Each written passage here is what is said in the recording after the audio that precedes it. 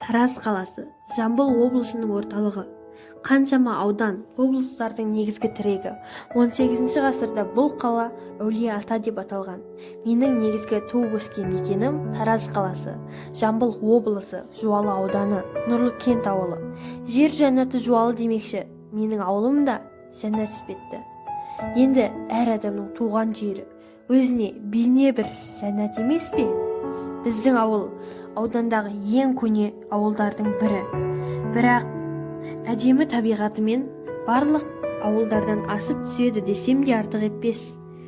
Мен өзімнің номері 5 Михаил Ломоносов атындағы орта мектебінде білім алып келе жатқаныма 8 жыл.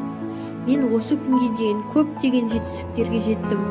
Көне Тараздан Әл-Тарази атты көптеген ғұламалар шыққан.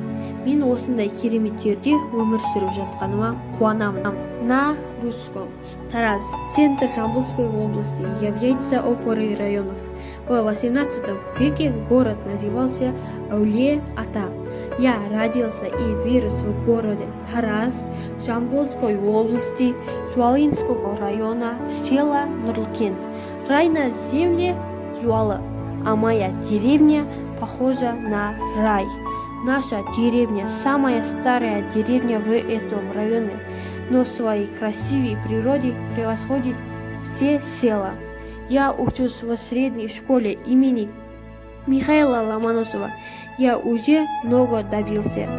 Многие учения, например, от Тарази, происходили из деревни Тараза.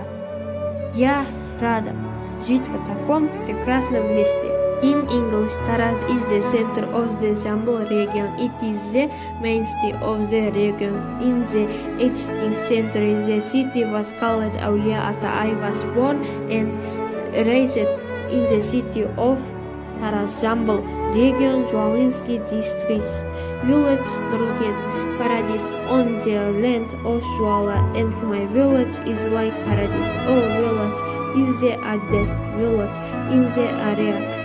But all the villages are separated by its beautiful nature. I'm in middle school. Назарларыңызға рахмет. Спасибо за просмотр. Thanks for attention.